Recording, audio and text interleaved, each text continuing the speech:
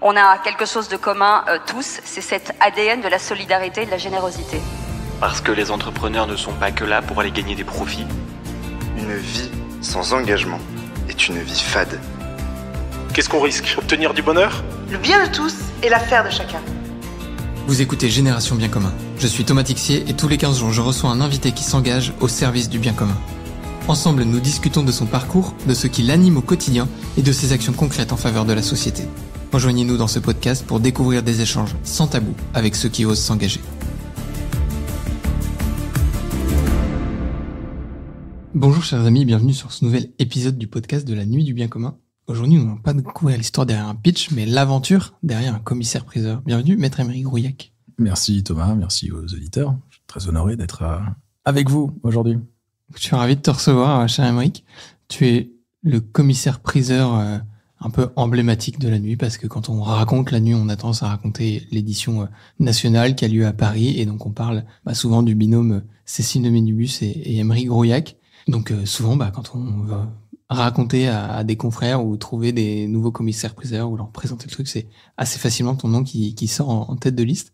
Mais je pense aussi à tous ceux qui nous accompagnent, Antoine Bréard, Karl Benz, tous les commissaires-priseurs qui ont endossé ce rôle de leveur de dons. Et j'aimerais qu'on revienne un peu à cette origine. Qui et quand est-ce qu'on t'a parlé de la première fois de la nuit du bien commun ? Tu te souviens ? La première fois, on m'a pas parlé de la nuit du bien commun. J'en ai entendu parler sur les réseaux. C'était avant l'Olympia, quand vous avez fait ces premières soirées. Ouais. Moi, j'étais assez Mogador à l'époque. Théâtre Mogador, parce que je voyais qu'en une soirée, vous étiez capable de réunir des centaines de personnes, de lever des centaines de milliers d'euros. Donc c'était bluffant. Pourquoi ? Parce que comme commissaire-priseur, on est souvent appelé. On payait de notre personne pour pouvoir aider une association, un hôpital, une scène de spectacle. Et donc régulièrement, j'organise des ventes de charité. Et souvent, en réalité, c'est compliqué. Mes pires souvenirs, je ne devrais pas le dire ici, mais c'était à Genève, au profit de la fondation ONUART. Un dîner extraordinaire, chacun a payé plus de 1 000 € sa place. Et on me demande d'animer une vente de charité. Alors, il y a des dons extraordinaires qui ont été faits. Et les Genevois, impossible de leur faire lever la main, comme s'il y avait des oursins dans les poches. Et donc, une vente de charité, un événement de charité, ça peut être un moment tendu, compliqué. Parce qu'il y a un enjeu entre la valeur de ce que tu vends versus la valeur du don. Non, parce que on a un problème avec l'argent en France. On a du mal à donner, on a du mal à dire qu'on gagne de l'argent, on a du mal à dire qu'on donne de l'argent, on a du mal à donner, on a l'impression que l'État nous prend tout, et donc c'est pas évident. Et quand j'ai vu ce qui se passait avec la nuit du bien commun, je me suis dit, mais ils sont très très forts, parce qu'ils sont capables de décomplexer les gens dans leur rapport à l'argent et dans leur rapport à charité, en se disant que on est capable de se réunir et de faire rien d'autre que donner. Donc ça m'avait particulièrement marqué. C'est comme ça que j'ai entendu parler pour la première fois de la nuit du bien commun. Et alors le moment où on se dit ok, en fait ils ont pensé à moi, je vais me retrouver sur scène. Ta première animation de la nuit, c'était du coup il y a 3 ans, la première à l'Olympia. Ouais, alors j'ai animé d'autres soirées avec les gens de Bol. Et quand j'ai rencontré les gens de Bol, je me suis dit, enfin des professionnels pour des événements comme ça. Non, je dis pas ça pour être sympa, mais c'est que vous êtes super professionnels. J'ai animé des dizaines de soirées de vente avec des gens qui sont pleins de bonne volonté, mais qui n'ont pas compris que lever des fonds, en fait, c'est une organisation quasiment militaire qui fait l'avoir ou digne d'une entreprise. Et vous avez mis en place une structure qui est super sympa, qui est associative dans son esprit, qui est jeune, décomplexée, mais qui est d'une efficacité, d'un professionnalisme redoutable. Et la première soirée que j'ai fait avec des gens de Bol, c'était au profit du Secours catholique. C'était en plein Covid, c'était face à des caméras, c'était avec Thibaut que je ne connaissais pas, que j'ai rencontré ce jour-là. Ça s'est très bien passé. Puis ensuite, mon beau-père m'a demandé d'animer une soirée pour une association où j'allais un peu entrer dans les pieds. Et là, j'ai revu l'équipe de Bol. Je me suis dit, on est sauvés. Thibaut était là aussi. Et c'est à la suite de cette soirée. C'était une soirée à l'hôtel de ville de Paris pour une superbe association. Et Thibaut m'a dit, écoute, on serait content que tu nous rejoignes à l'Olympia. Et donc là, je me suis dit, moi, mais que d'honneur! Parce que je n'ai jamais été à l'Olympia. Et donc, quand je suis arrivé à l'Olympia, c'est la première fois, et c'était pour monter sur scène, donc j'étais très impressionné. C'est quoi la sensation en tant que commissaire-priseur? Donc, si on redonne le contexte aux auditeurs qui n'ont pas, sur le format de la soirée, tu as porteur de projet qui va venir, qui représente un projet lancé par une association, et il vient chercher des dons, donc il va présenter son projet en 3-4 minutes. Toi, t'arrives derrière, et là, roulement de tambour, il faut y aller. Le porteur de projet a exprimé une demande sur scène, et ta mission, c'est d'aller trouver ces dons dans la salle. C'est quoi l'émotion que tu as au moment où tu dis, bon allez, faut y aller? On est là pour être le creuset d'émotions diamétralement opposées, voire contraires. Moi, je suis toujours très impressionné par les porteurs de projets qui sont dans les coulisses à l'Olympia. Ils sont super stressés, ils sont hyper angoissés. On les voit faire les 100 pas, relire le texte qu'ils ont écrit. Et puis, quand ils sont sur scène, ils sont métamorphosés. Ils savent qu'ils portent pas seulement leur projet, parce qu'ils portent aussi l'association, ils portent aussi tous les gens qui vont bénéficier du travail de ces bénévoles et des fonds. Et on sent qu'ils sont pris d'une immense responsabilité. Ils ont un discours qui est poignant. Et ce qui est extraordinaire lors de la Nuit du bien commun, c'est que leurs discours sont poignants, mais touchent des sujets qui pourraient être des sujets qui sont des sujets durs. Je me souviens d'une levée de fonds complètement folle pour créer une maison des enfants dont personne ne voulait à la naissance à Marseille. Et c'était la première fois que j'animais la Nuit du bien commun. C'était le dernier projet. On s'est regardé avec Cécile dans les coulisses pendant que la porteuse de projet parlait de ses enfants dont personne ne voulait, que personne ne prenait la nuit dans leurs bras, quand ils pleuraient, qui étaient laissés eux-mêmes en disant ben voilà, on veut créer une maison des tout petits. Et alors là, on peut se dire le monde s'écroule, c'est horrible. Ben non, parce que la Nuit du bien commun porte de l'espoir. Et on sort galvanisé du présentation de la porteuse de projet. Et là, on se retrouve face à 500, 1000, 1500 personnes qui sont dans le noir. On est tout seul on est tout seul sur scène, j'allais dire tout seul sur terre presque, parce qu'on sent qu'on est là pour cristalliser ce moment. On est là pour cristalliser cette émotion qui a soulevé les cœurs. Et on n'est pas là pour jouer au pathos. On est là, au contraire, pour passer d'un extrême à l'autre. On est là pour passer du pathos jusqu'à passer la joie, l'espérance. Et donc, il faut, par la levée de dons, inciter les gens à lever leurs mains pour soutenir et passer d'émotions qui peuvent être des émotions poignantes, voire tristes, à des émotions positives qui les incitent à donner en disant voilà, moi, avec mon don de 100, 500, 1000, 5000 euros, je suis capable de faire quelque chose et je suis capable, c'est pas moi qui irai prendre ses enfants dans les bras quand ils se réveillent pas la nuit, quand ils pleurent la nuit et qu'il y a personne, mais je sais que avec mon don, il y a quelque chose qui pourra changer. Et donc, on a une responsabilité qui est énorme. Il y a une tension qui est assez extraordinaire. C'est électrique. Parfois, au début de certaines levées de dons, les gens sont encore sous le choc de ce qu'ils viennent d'entendre. Et les panneaux ont du mal à se lever. Et en restant positif, en restant dynamique, sans en faire trop, généralement, il y a comme une marée qui se lève. Au moment des panneaux de 5000, on est super content parce que très rapidement, il y a beaucoup de dons qui sont atteints pour les projets. Donc, on voit le compteur de dons, quand il fonctionne, qui arrive à 10%, 20%, 30%, 40%, 50%. On descend à 1000, il y en a un peu plus. Et à partir de 500, c'est des vagues. C'est des vagues. Et à partir de 100, on est complètement débordé. On est complètement débordé par la marée de générosité, de charité qui arrive de la salle. On ne sait plus où donner de la tête. Et je ne sais pas si vous aimez aller nager dans les vagues au bord de la mer quand il y a des rouleaux. C'est exactement le même sentiment. C'est juste extraordinaire. On est porté par cette vague. Et cette vague, on sait que derrière, il y a un projet merveilleux qui sera financé, qui se réalisera. Donc, il y a une énergie folle que nous communique le public et qui est une énergie qui répond à l'énergie du porteur de projet, mais voilà, comme je vous le disais, comme des aimants opposés qui finalement se rencontrent au moment de la levée de dons. Magnifique, j'aime beaucoup la manière dont tu racontes ça. C'est ce qu'on vit tous ensemble dans ces soirées.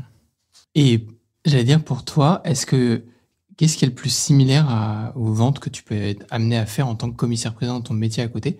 Est-ce qu'il y a des choses que tu retrouves en commun? Ou est-ce qu'on est vraiment sur un autre pan du métier quand tu vas faire justement un peu des soirées de charité comme ça, de bienfaisance, que ce soit d'ailleurs même la Nuit bien commun ou d'autres trucs que tu as pu animer à côté? Mais il y a beaucoup de choses en commun. C'est pour ça que vous faites systématiquement appel à des commissaires-priseurs pour les différentes nuits du bien commun qui sont organisées. Pourquoi? Parce qu'on est des saltimbanques, parce qu'on est des marioles, on est des guignols, et on est quand même sérieux. On ne fait pas les choses pour n'importe quoi. On n'est pas des joueurs de bonne taux sur les boulevards pour savoir où est caché le billet de 500 € derrière le gobelet. Voilà, on pourrait faire ça. C'est marrant ce que tu dis. C'est une question que je me suis toujours posée, c'est est-ce que nous, on avait un biais et on cherchait des commissaires-priseurs un peu saltimbanques, comme tu dis, ou est-ce que ça fait partie de la patte du commissaire-priseur? Chacun exerce son métier comme il veut. Après, moi, personnellement, je m'inspirais de choses qui sont très variées. Mais si ce n'est que quand j'engage mon marteau, quand je m'engage, je ne vais pas m'engager pour n'importe quoi. Et la nuit du bien commun, là, je ne m'engage pas pour des clients. Dans mon métier, je m'engage pour des clients, pour des familles, pour des collectionneurs, pour des gens qui se disent, voilà, on a ça, on aimerait que vous puissiez le réaliser, le vendre, trouver un acheteur. Et en revanche, l'adrénaline, ça c'est mon adrénaline personnelle, chacun trouve au moment de la vente, c'est d'aller chercher des records. C'est-à-dire, tiens, cet objet-là, il y a des objets comparables qui ont déjà été vendus, je vais tâcher de le vendre plus cher que personne n'a jamais vendu cet objet. Donc, j'ai le plaisir d'avoir mon marteau qui est retombé 10 fois à plus d'1 million d'euros pour les enchères millionnaires. Pour nous, c'est un peu notre Everest, les commissaires-priseurs ou les étoiles du guide Michelin. C'est un défi à chaque fois, parce que plus on va haut en altitude, moins il y a d'oxygène, plus c'est compliqué. Et là, sur la scène de l'Olympia, c'est la même chose. Parce qu'on se dit, ce projet, ils ont besoin de 100 000 euros. D'abord, c'est costaud d'aller chercher 100 000 euros pour un projet dont personne n'a entendu parler, d'une association que personne ne connaît dans un coin de France, que personne n'est capable de situer sur la carte. Ce que je situe pour les auditeurs, Paris, c'est vraiment des projets qui sont nationaux, tandis que dans toutes les autres nuits du bien commun qui peut être animées à travers le territoire, on connaît mieux les acteurs, parce que c'est associé à une ville, à un territoire. Donc on sait à qui on donne. Là, quand on est à Paris, on ne connaît pas les gens. Donc c'est assez différent.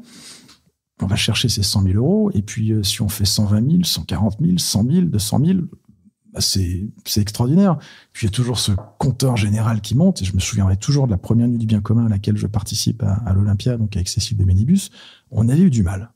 Clairement, on a eu du mal. Il y a des projets qui s'étaient moins bien passés, qui correspondaient pas forcément à ce que les gens voulaient soutenir, ou on n'avait pas fait 100%. De toutes les soirées que j'ai organisées, il n'y en a qu'une seule où tous les projets ont fait 100%. C'était la première nuit du bien commun à Tours. Et ça reste un grand souvenir, parce que quand tout fait 100%, on se dit, mais c'est fantastique pour toutes ces associations qui sont venues. Vraiment, un chapeau l'organisation, parce que vous promettez et vous tenez une promesse que vous n'êtes pas censé tenir, parce qu'une obligation de moyens et pas de résultat. Donc cette première nuit du bien commun, c'était dur. C'était dur, clairement. Et puis, il y a cette femme dont je vous parle, qui vient de parler de la maison des tout-petits à Marseille. Et là, c'était tsunami sur tsunami, tsunami sur tsunami. Elle cherchait 80 000 euros, et je pense qu'on a fini à 240 000 euros. Nous, on a un immense écran dans le dos. Toute la salle qui est dans le noir, à la pénombre, voit l'écran, sur lequel, alors, on est reproduit en immense, on a l'impression d'être des vedettes. On n'a pas le temps de s'en rendre compte, parce que nous, on est les yeux rivés avec Cécile sur... sur le petit écran devant. Non, même pas sur le petit écran, mais sur les panneaux, être sûr qu'on ne répète pas 2 fois. Une fois que j'ai plus de voix, c'est Cécile qui reprend la voix. Et puis une fois qu'elle a plus de souffle, je reprends, etc. Et puis on sent une clameur qui arrive du fond. En haut, dans l'étage, généralement, sont les donateurs plus jeunes. Alors c'est là où il y a le plus d'énergie systématiquement. Il y a une bronca qui commence là-haut et qui descend comme une vague, et les gens se lèvent. Et subitement, ce que je comprends, que je n'ai pas du tout compris, moi j'étais encore en train d'annoncer le 72, le 27, le 42, le 132, 3 fois, merci. Et là, on entend « ouais !» Et on venait de passer la barre du million d'euros. C'est magnifique. Et c'est magnifique, c'est beaucoup plus fort que quand on passe la barre du million d'euros pour un tableau, parce que le tableau, il y a un échange qui se fait. Il y a une contrepartie, on est ravis de battre un record, ça sanctionne notre travail, ça sanctionne notre capacité aussi à aller chercher des acheteurs, à faire monter les enchères. Mais là, il n'y a aucun échange. C'est du don. Et en fait, cette réussite, elle est collective. C'est pas l'association, c'est pas Cécile ou Émeric, c'est pas Obol. C'est la réunion d'une communauté de 1500 personnes réunies à l'Olympia. On est 2 sur scène, mais il y a l'association, et derrière l'association, il y a des dizaines de membres, de bénévoles, et puis les équipes de bol. C'est complètement fou quand on voit ce qui se passe derrière. Personne ne le voit, sauf si vous regardez les super podcasts de la nuit du bien commun en vidéo. Mais il y a des batteries de gens qui sont dans l'ombre, qui notent les prix, qui notent les dons, qui notent tout en double. Il y a des caméramans, il y a des preneurs de son. Il y a une équipe extraordinaire, et c'est un succès collectif, et c'est une joie immense pour tout le monde. C'est vrai que ça, j'ai toujours été bluffé de la communion que ça crée même en coulisses. On voit la tension du du preneur de son au cadreur, au réal, au gars qui compte les dons. On voit l'émulation qui monte quand ça monte et au contraire le silence religieux pendant les pitchs où chacun essaie d'écouter ce qui est en train de se dire alors que il y a aussi plein d'actions à faire en même temps en régie. Et puis il y a cette écoute concentrée mais avec cette joie derrière. En même temps, c'est une joie qui est assez rigolote à vivre en régie pour te la livrer. Parce que t'es sur scène à ce moment-là, mais en fait, on veut pas faire de bruit non plus, parce qu'il faut pas vous gêner, vous êtes finalement 2-3 mètres derrière le rideau, et t'as une espèce de joie contenue, mais tu vois, tout le monde qui lève les bras, qui est hyper content, et en même temps, il faut compter les dons, il faut continuer, parce que t'es toujours en train de compter ce fameux panneau x3, et ce que tu décris là, je trouve ça assez fort, parce que, en fait, on se sent à côté du collectif, quoi. Complètement. Et puis, il y a tout ce qu'on voit pas en coulisses. Parce que, voilà, vous êtes assis dans la salle pour suivre la soirée, et puis en coulisses, il y a un compteur de dons qui marche pas. Et puis en coulisses, il y a une crise personnelle qui survient entre deux personnes qui sont derrière. Et alors avec Cécile, on fait en sorte que rien ne transparaisse, mais parfois c'est compliqué. Je me souviens le compteur de dons, il y avait tellement de dons que le compteur de dons avait lâché, et planté. Et donc je recevais sur mon téléphone les dons au fur et à mesure. Alors, je passais mon temps à sortir mon téléphone, et puis au fond de l'Olympia, on captait pas très bien. J'étais sur le réseau Wi-Fi, mais on passait d'une borne à l'autre. Il y a Thibaut Faring qui m'envoyait les résultats au fur et à mesure. Nous, on fait en sorte que personne s'en rende compte. Mais c'est vrai qu'il y a aussi beaucoup de tension derrière, parce que tout est perfectible. Parfois, il y a des difficultés qui apparaissent. Techniques, Mais il y a ce succès collectif à la fin où tout le monde est fier d'avoir fait quelque chose de vraiment extraordinaire. Quand est-ce qu'elle t'est venue l'envie de devenir commissaire-priseur ? Assez tard. C'est tard. Mon père est commissaire-priseur. D'ailleurs, il a animé avec moi la première nuit les fameux papas au balcon. Combien ? Ça avait beaucoup amusé Cécile.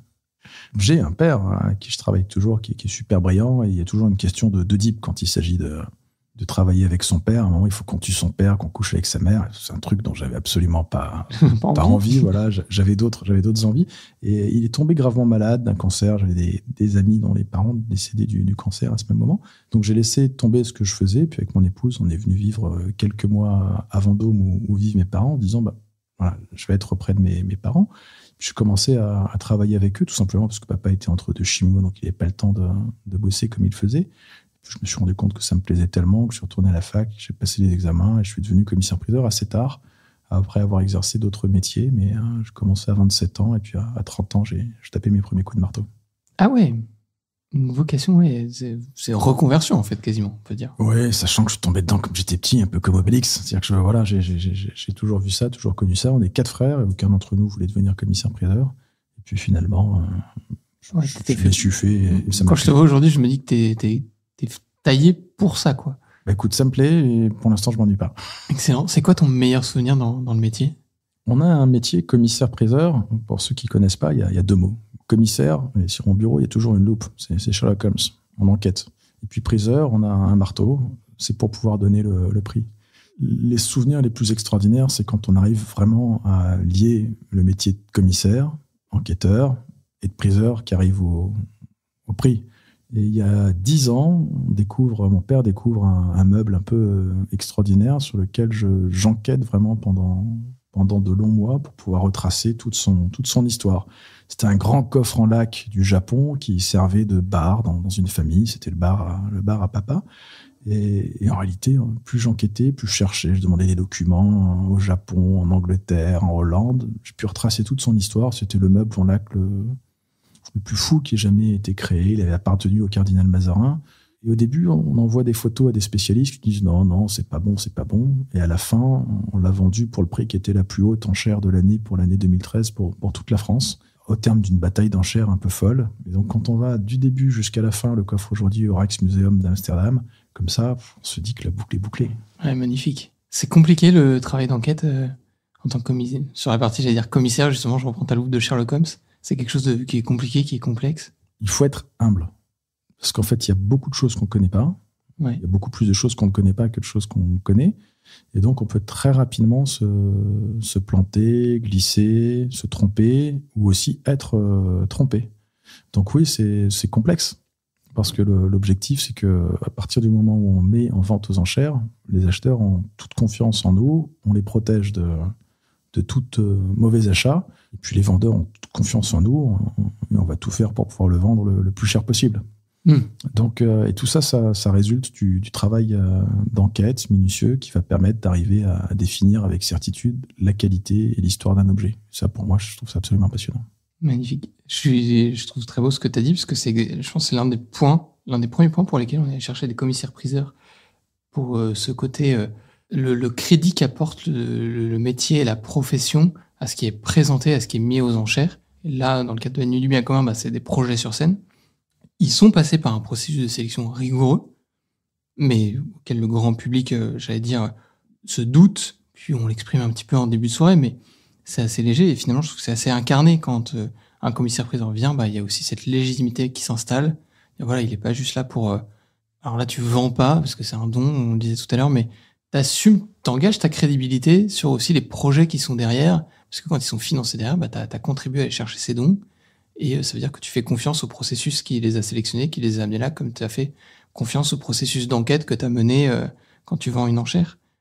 Je trouve que c'est assez fort d'avoir cet engagement de crédibilité. Comment toi tu le vis de dire, tiens, là je vais avoir 10 projets derrière moi, je les connais plus ou moins. Est-ce que ça t'est déjà arrivé de te dire, tiens, là sur scène, le projet qui fait en toi, c'est une découverte, je connaissais pas la thématique. Tu vois un peu les angles morts de société où tu dis, tiens, je pensais pas qu'il y avait un sujet de société ici, je vais aller le défendre. Alors, on est briefé à chaque fois, on participe pas à la sélection des projets, mais quand les projets sont sélectionnés, on a des temps de préparation en amont pour se dire, et puis on voit ceux qui organisent chacune des soirées pour essayer de comprendre comment va se construire la soirée. Et à chaque fois, effectivement, il y a des associations que je découvre. Alors, il y en a certaines avec lesquelles j'ai plus ou moins d'atomes crochus, parce qu'on est tous les mêmes. On a des projets, on se dit, tiens, là, il y a un truc vraiment, vraiment top. Puis il y a d'autres dont on n'a jamais entendu parler. La prochaine Nuit du bien commun que j'anime, c'est à Tours, au mois de juin. Il y a une association dont j'avais entendu parler, je suis tourangeau dans le journal que je ne connaissais pas, et qui est venue pour pitcher. Alors j'ai assisté à la présentation, sélection des objets, avec les projets, avec le comité de sélection. Et qui expliquent qu'ils veulent acheter une grosse machine pour pouvoir recycler et déchiqueter les vêtements usagés. C'est une association qui fait de la réinsertion. Ils prennent des gens qui sont en dehors du système et ils viennent les faire bosser pour pouvoir trier des vêtements et ensuite remettre les vêtements dans des marchés de seconde main. Et puis ils réalisent qu'il y a un travail social qui est formidable. On est sur du recyclage de cycles. Ça fonctionne bien, mais ils nous disent en fait, on réalise qu'il y a l'essentiel des vêtements qui sont faits pas bons, et donc on les envoie pour qu'ils soient jetés. Sauf que quand on va jusqu'au bout du truc, ils ne sont pas du tout jetés, ils sont envoyés en Afrique, et l'Afrique devient une décharge pour les objets qu'on ne veut pas garder ici en Europe. Et donc avec cette machine, va permettre de déchiqueter ces vêtements pour pouvoir les transformer en matériaux d'isolation, pour pouvoir les transformer et s'en servir sur place. J'avais pas la moindre idée de ce que devenaient mes vêtements une fois que je les jetais, ou alors quand il y en a qui sont en bon état, qu'on met dans un sac et qu'on dépose dans une borne d'une association qui les collecte. Et je me suis senti moins bête et je me suis dit c'est formidable, ça va permettre à des gens de retrouver une dignité par le travail. Et puis, avec cette machine, ça me permettra d'éviter d'avoir mauvaise conscience quand je verrai les photos d'un grand reportage au début du FICMAG en me disant, tiens, en fait, c'est mes vêtements là qui sont en train de polluer les canaux de Lagos. Exemple. Pas mal. C'est compliqué de sélectionner les associations qui vont passer sur scène ? Alors moi, j'ai participé une seule fois par curiosité à cet exercice. Donc je serais assez mal placé pour en parler. Je pense que les mécènes qui soutiennent les associations, c'est plutôt à eux qu'il faudrait poser cette question, parce que typiquement il y a des associations qu'on ne sent pas. Pourtant il y a un comité de sélection qui est formidable, qui a été fait déjà au préalable pour pouvoir s'assurer que les projets sont bien des projets qui correspondent à cette notion du bien commun, qui est pas facile à définir. Il y a des choses qu'on sent pas. Mais une fois qu'on a éliminé les rares qu'on ne sent pas, il y en a peut-être une, peut-être deux sur les 20 ou 30 qui viennent, on a envie de toutes les sélectionner. Parce qu'il y a que des gens formidables et il y a que des projets qu'on a envie de soutenir. Donc, moi, j'ai participé une seule fois, effectivement, à un grand oral. Et waouh, c'est compliqué. Hein. Ouais, on dit. J'ai souvent des mécènes qui me disent, il s'agit pas de sélectionner ceux qui passent. L'exercice, je pense à Gonzague de Blinière qui est déjà passé ici, qui me disait, Thomas, l'exercice est nul. J'en ai marre de venir au Grand Zéro parce que on doit pas sélectionner les 10 qui passent, on doit éliminer les 10 qui passent pas. Et c'est extrêmement difficile parce qu'on a envie de mettre les 20 sur scène. Et d'ailleurs, à Paris, ils sont assez mauvais élèves parce que chaque année, ils ont tendance à en rajouter un de plus. Et finalement, c'est du coup un de moins qu'ils éliminent et tu t'en retrouves avec 12, puis 13, puis 14 l'an dernier. Je suis ravi de pas avoir d'Oriette parce que sinon, j'aurais Thomas Lauriette qui me dirait « Mike, faut accélérer là, on n'est plus dans le timing. L'Olympia doit fermer parce que demain, il y a un chanteur qui remplit la salle et il faut mettre la salle dans une autre disposition. » C'est quoi ta découverte un peu dans tout ce rouage quand t'es venu aux différentes soirées que t'as pu animer? Qu'est-ce que t'as découvert qui t'a plu et qui est un peu spécifique au fait de se retrouver comme ça, propulsé sur scène, à aller chercher des panneaux un par un? J'ai plusieurs engagements dans ma vie personnelle, des engagements associatifs, des engagements qu'on a en famille. Mais c'est la première fois, en participant à une soirée, c'est court une soirée, hein, c'est quoi, c'est 1h30, 2 heures? Ouais, 2 heures, ouais. Voilà, c'est court. C'est la première fois que je sens une telle convergence de gens que tout sépare vers une idée fixe, qui est celle du bien commun. En tant que commissaire-priseur, parmi tous les gens qui vont être assis et qui vont donner, il y a tous les milieux sociaux, il y a toutes les origines possibles, il y a toutes les opinions politiques. On peut se dire, tiens, ça va pas être évident de réunir tous ces gens autour d'un projet. Et en fait, tout le monde a exactement la même idée, c'est de s'occuper ce soir-là de ce bien commun qui n'appartient à personne et dont on est tous responsables. Et ça, c'est ce qui m'a le plus surpris. Ce que j'ai le plus découvert, c'est que partout, et c'est ce qu'on voit aussi avec la multiplication de ces soirées à travers la France, partout, il y a des gens qui se lèvent pour se dire, mais voilà, ça, personne s'en sent responsable, et pourtant, si. Assumons cette responsabilité parce que c'est le bien de tous, et si on ne le fait pas, personne ne le fera. Si on ne le fait pas, personne ne le fera. On râle après l'État. On a le taux de dépenses publiques qui est le plus élevé par rapport à la richesse nationale. On a une ponction d'impôts qui est énorme et on se dit mais comment ça se fait? Normalement, ça ne devrait pas exister en France aujourd'hui des situations d'une telle misère. C'est pas normal. Eh bien, pourtant, l'État a conscience de ses propres limites, parce que finalement, c'est l'État qui est la première donateur de la soirée, puisqu'on va pouvoir défiscaliser entre 60 et 66% du don. Et on voit que tous ces gens, de milieux si différents, il y a des jeunes, il y a des vieux, il y a des entrepreneurs, il y a des salariés, il y a des gens qui sont en panne professionnellement, il y a des gens qui sont bien portants, il y a des gens qui sont malades, il y a des gens de gauche, il y a des gens de droite, il y a des gens qui croient au Dieu, il y a des gens qui n'y croient pas. Tous ces gens se disent, allez, ensemble, on retrousse les manches et on y va. Et ça, c'est pour moi la grande leçon de la nuit du bien commun. À tous, on peut tout. À tous, on peut tout. C'est pas mal ça, je vais te la piquer celle-là. Je crois pas qu'elle soit de moi. Ouais, assez beau ce que tu dis. Parce que finalement, t'es l'un des rares avec, je trouve, l'animatrice, donc Cécile si on prend Paris, ou Émilie si on prend Tours. D'ailleurs, je salue au passage, Émilie, si tu écoutes ce podcast, bonjour.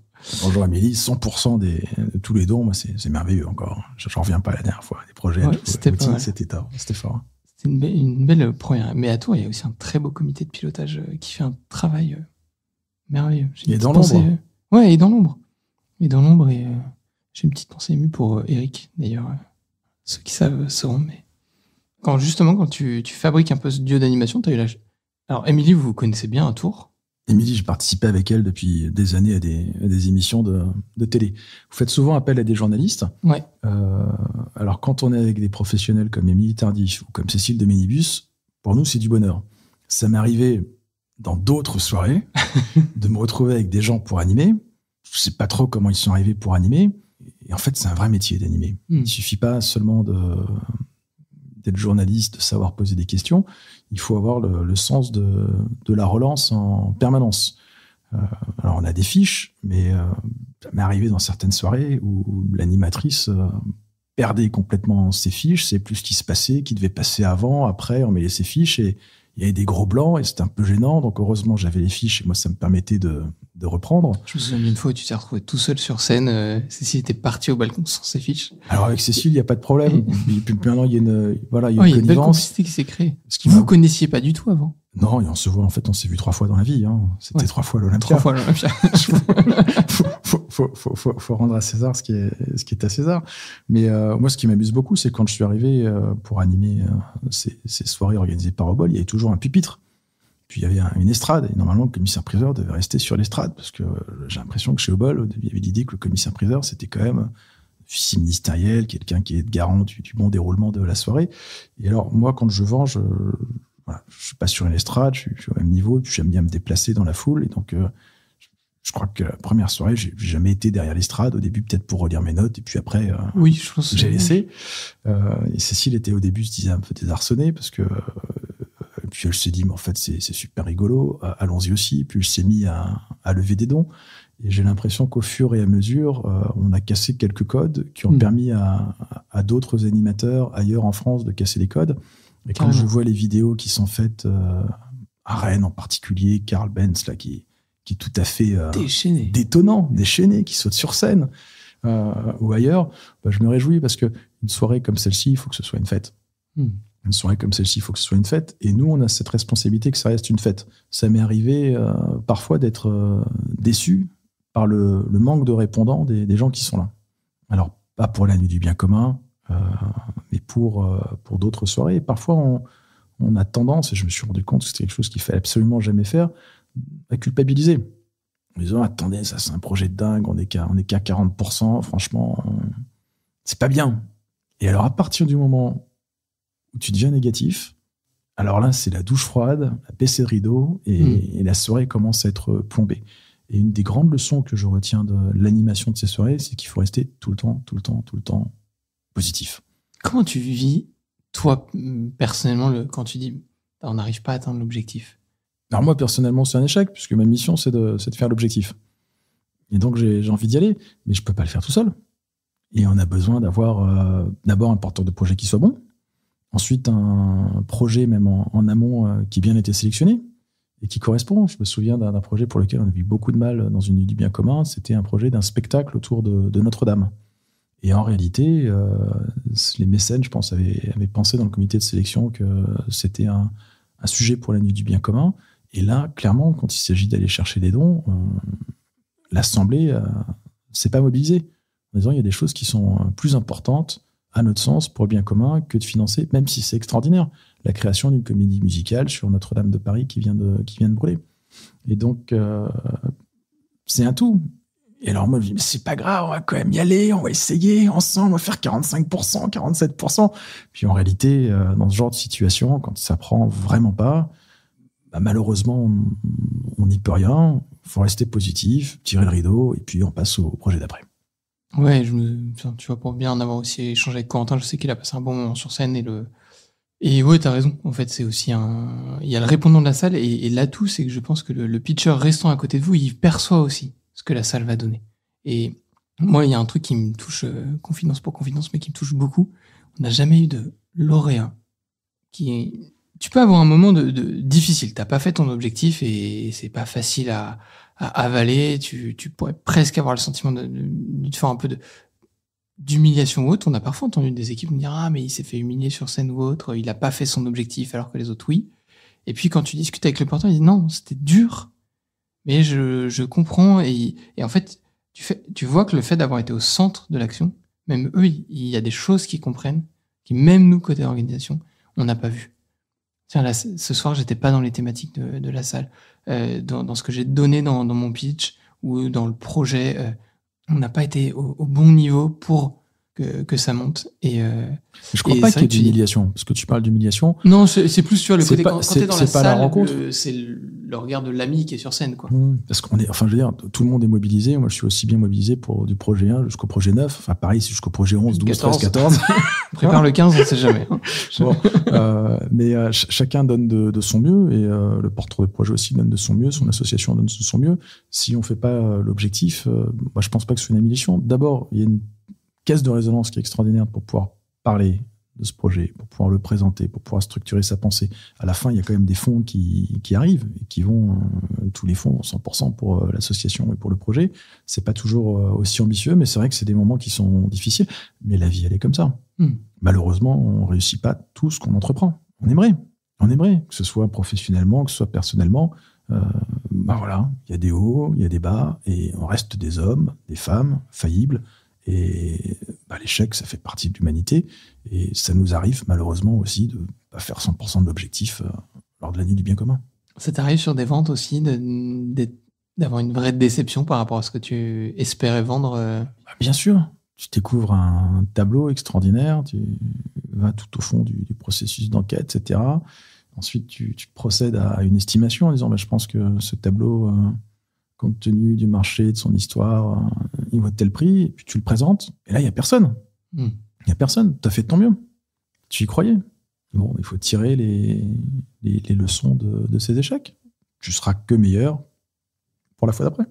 Tout ce qui ne te tue pas te rend plus fort. Carrément. Je sais qu'elle n'est pas de toi. Non, mais c'est Gandhi qui disait que... Non, c'est Nelson Mandela, je crois. Il disait, je ne perds jamais, j'apprends. Donc on apprend. Et puis, quoi qu'il en soit, après chaque nuit du bien commun, la grande satisfaction, c'est qu'il y a quand même des dizaines de milliers d'euros qui vont ruisseler dans les caisses d'une association, même si leur vient demander davantage. C'est pas rien pour des associations qui ont souvent des petits budgets. C'est pas des grosses associations. Non, effectivement, c'est des petites associations qui sont en phase de croissance, qui passent sur la nuit du bien commun. Donc, le montant du don est important et significatif pour les aider, quoi qu'il arrive, à faire quelque chose. Et ça, pour nous, c'est une grande joie. Oui, et puis effectivement, comme tu le dis très justement, tu n'atteins peut-être pas ton objectif, mais il n'y a aucune association qui repart avec 0 € en poche. Et c'est une question de proportion dans l'objectif qui a été fixé et qui parfois est au... C'est pas simple. Un jour, il faudrait que je t'invite à une visio où on essaie de travailler justement comment est-ce qu'on va ajuster et fixer les montants des assos. Ce serait intéressant d'avoir ton regard. Confidence pour confidence. Pour les auditeurs qui nous écoutent, comment fixe-t-on les montants des associations ? Ah, tu veux le secret de fabrique ? Genre Thomas, et puis après je donnerai mon ressenti, ce qui se passe réellement sur scène. Écoute, c'est assez compliqué. Alors aujourd'hui, on a pas loin d'une vingtaine de critères qui nous aident à faire ça. Le premier, je pense que c'est la thématique et le projet qui est derrière. On sait qu'il y a des projets et des thématiques sur lesquelles ça part plus ou moins bien. Enfin, pas plus ou moins bien, mais plus ou moins fort. Ensuite, tu l'as dit tout à l'heure, tu as la qualité du pitcher. Là-dessus, on n'est pas tous égaux et on a toujours un point d'accrochage fort, c'est que c'est le porteur de projet qui est présenté par l'association qui vient au grand oral auquel tu participais, sera celui qui est sur scène. Et là-dessus, t'as des gars, je pense à Jean-Baptiste Nouillac, ils ont un talent d'orateur extraordinaire. Et puis je pense à Gilles en Vendée, 82 ans, il a été éleveur de lapins toute sa vie. Il m'a dit cette phrase magnifique en me disant une fois, Thomas, tu te rends pas compte de ce que tu es en train de me faire. Moi, j'ai déjà parlé devant 2000 pères Dieu, c'était des lapins. Et la fois où j'ai parlé devant le plus de personnes, on était 40 et c'était le syndical il y a 15-20 ans, quoi. En fait, on découvre aussi la vraie vie de la France. Et donc, voilà, chacun n'est pas égaux face à leur oratoire auquel on va le contraindre pendant 3 minutes. Donc, t'as ça, tout ce que le gars va mettre dans le travail là-dedans. Tu vas ajouter ce qu'on appelle chez nous les puissances invitantes, c'est-à-dire le nombre de personnes qui viennent au nom de l'association. Ça nous fait voir en salle le ramda qui va être créé, la vague qui va démarrer au moment où ils vont être appelés sur scène, puis au moment où tu vas démarrer tes dons. Ensuite, on a une phase de sécurisation des dons. Les mécènes sécurisent des dons en amont de la soirée, et puis les lauréats aussi. Donc il y a tout un travail. Ils ont un matelas de départ qui nous permet aussi on sait qu'on va facilement faire x2,5 voire x3 normalement sans trop de problèmes. Donc ça nous donne aussi des indicateurs. Puis après il y a aussi beaucoup d'expérience. Les pitchers que tu vois démarrer une soirée, ceux que tu vois plutôt conclure. Il y a une règle qui est immuable. Quand on va les appeler quelques jours avant pour leur donner leur ordre de passage et le montant qu'ils vont demander sur scène, ils veulent tous une autre place. Le dernier t'expliquera toujours que le dernier, il n'y a plus d'argent dans les poches. Le premier te dira toujours ils vont se réserver pour le premier. Celui du milieu te dira toujours non mais le milieu de la soirée, les gens en ont marre. Celui qui est en avant-dernier t'expliquera que la moitié de la salle est partie parce que la soirée de toute façon sera trop longue. Donc c'est rigolo, de 1 à 14, il y a 14 arguments et 80% des cas tu les auras. Et en même temps, il y a un abandon qu'on leur demande, mais aussi qui est sincère de leur part, de nous faire confiance sur le fait de les mettre au meilleur moment, avec le meilleur montant, pour vous permettre à vous, commissaire-priseur, d'être dans les meilleures conditions possibles pour aller chercher la salle. Et puis, il y a le dernier moment. Et puis... Dernier moment, on a des fiches en disant le montant recherché, c'est 40 000, et subitement, 40 000 deviennent 60 000 ou 80 000. Exactement. Ah non, on est qu'à 30 000 jusqu'au dernier moment, parce qu'il y a cet effet du jeu Super Mario. Là. On va chercher des étoiles, gling. Ouais, et puis tu sens ta salle aussi. Quand ça commence à partir, c'est mieux d'arriver plus rapidement à un objectif, parce qu'on sait qu'on ira plus loin. Jusqu'au dernier moment, ça bouge. Là, vous faites part d'une gestion qui est quand même extrêmement fine. Ouais, je pense que c'est talentueuse. Très talentueuse. Écoute, c'est jamais des moments simples, effectivement, parce que t'as le dernier moment, tu l'as dit, il y a des projets, tu sais que si tu mets, vaut mieux avoir un montant un peu plus raisonnable, parce que tu vas plus facilement le dépasser, d'autres, il faut avoir un montant un peu plus ambitieux. Et il faut avoir la finesse du dernier moment aussi, pour que la salle vive une fête.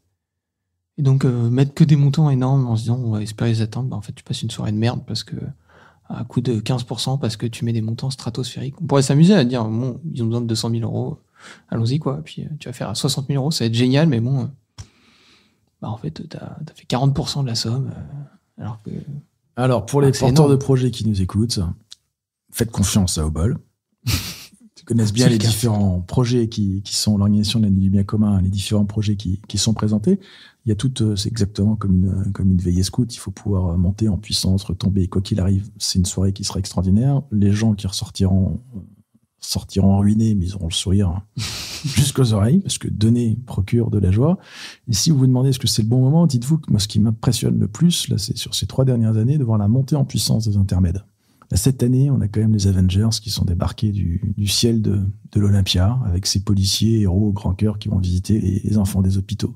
Il y a eu la musique de la Légion étrangère. On peut se dire, la musique de la Légion étrangère, qu'est-ce qu'elle est venue faire?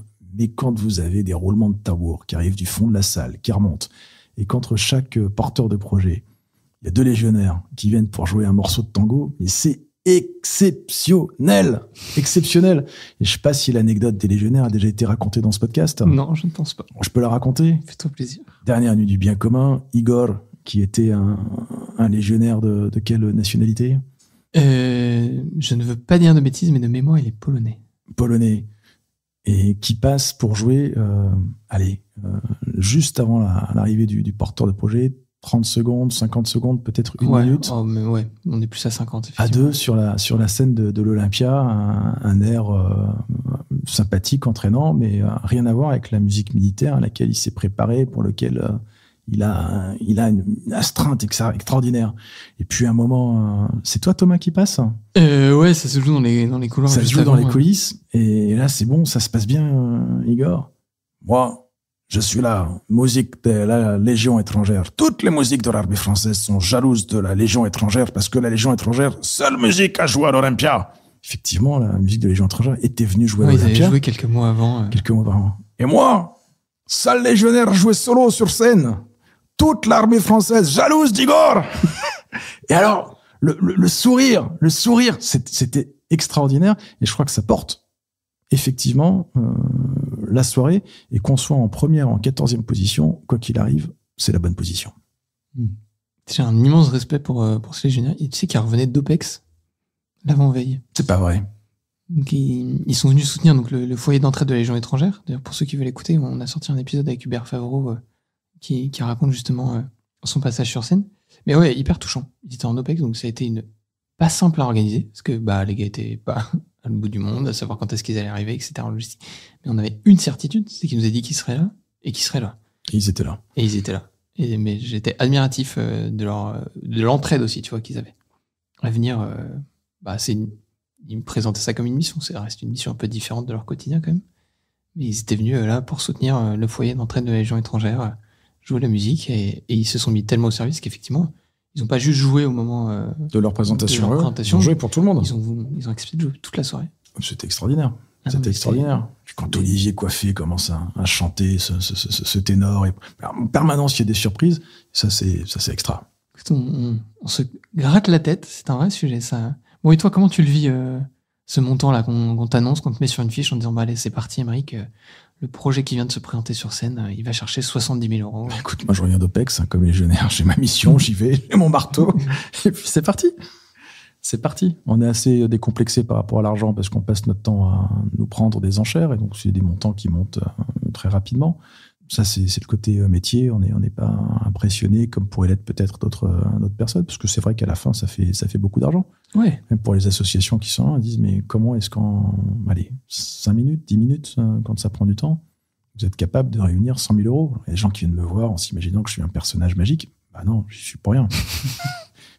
Je suis juste là pour condenser de l'énergie qui arrive de partout.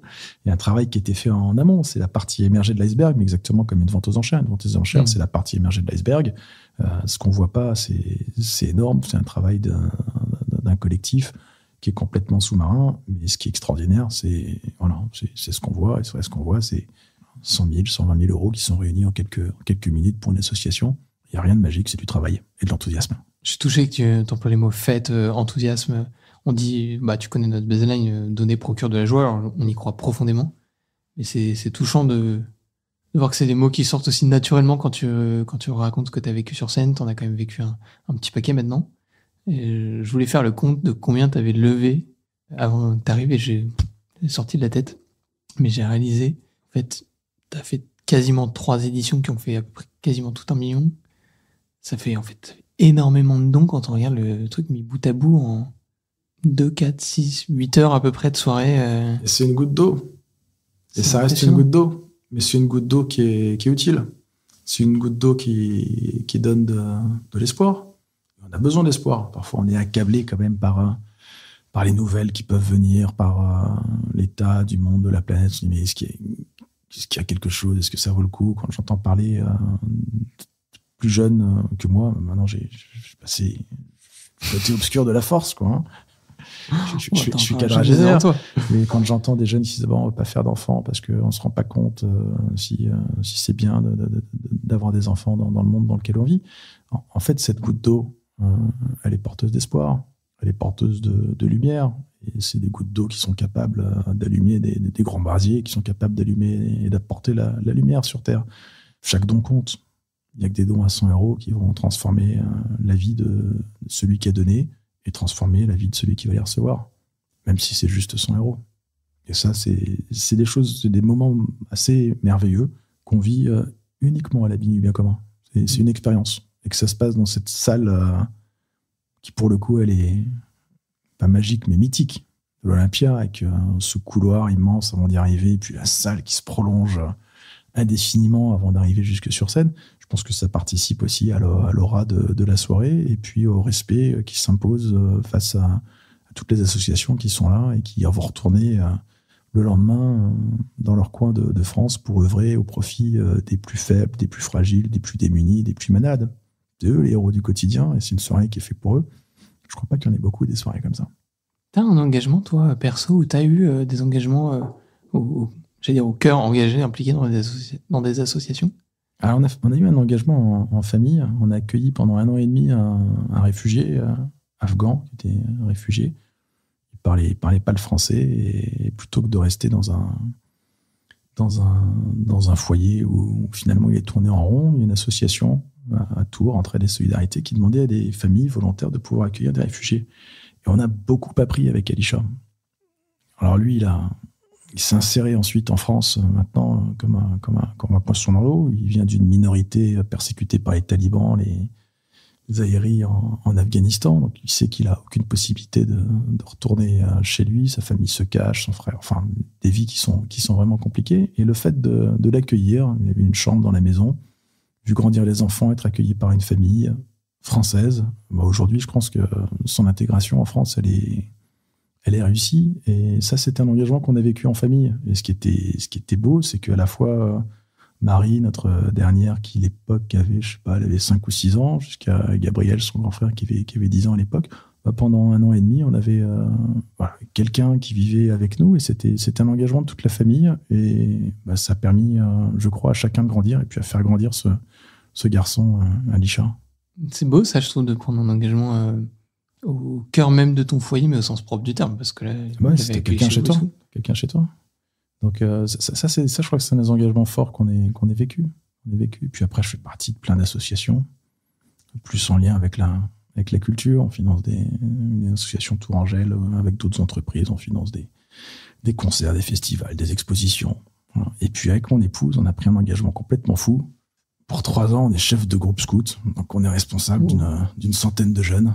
Et ça, c'est du sport. Ah, ça doit dépoter d'avoir Aymeric Grouillac en chef de groupe. Ouais, je sais pas. Je sais pas, mais c'est un engagement qui est assez extraordinaire. Il y a des centaines de couples comme ça qui prennent cet engagement de donner 3 années de leur vie pour un groupe scout, dont l'objectif, c'est de faire grandir des jeunes de 8 ans jusqu'à 20 ans. Il y a toutes sortes d'enjeux qui se posent à nous. Quand on connaît les 5 sens du scoutisme, le sens du concret, de la santé, de l'aventure, on voit que c'est une pédagogie qui est formidable, et l'objectif, c'est de permettre à des jeunes qui connaissent pas, de grandir et de devenir des hommes et des femmes qui sont capables d'être utiles à leur pays, à la société. Et puis, c'est un engagement qui est chrétien, à l'Église aussi. Vous devez avoir une vie à 2000 à l'heure. J'ai essayé de compartimenter un peu tous les trucs que tu fais de ta journée. Ça doit faire des sacrées journées quand même. Comme tous les parents d'enfants. Merci Aymeric pour ce bel échange et ce beau moment partagé, à découvrir aussi un peu plus la réalité derrière le marteau d'un commissaire-priseur de la nuit du bien commun. Merci de cette invitation, Thomas. Et chers amis auditeurs, on se retrouve très rapidement pour un nouvel épisode du podcast de la nuit du bien commun. Merci de nous avoir écoutés jusqu'ici et bonne journée à tous. Merci d'avoir suivi cet échange, j'espère qu'il vous a plu. N'hésitez pas à vous abonner à notre podcast et à lui mettre une note de 5 étoiles sur les différentes plateformes d'écoute. Ça nous aidera à le faire connaître. Retrouvons-nous dans 15 jours pour un nouvel épisode de Génération Bien Commun, où nous continuerons à vous partager les témoignages de ceux qui s'engagent au service du bien commun.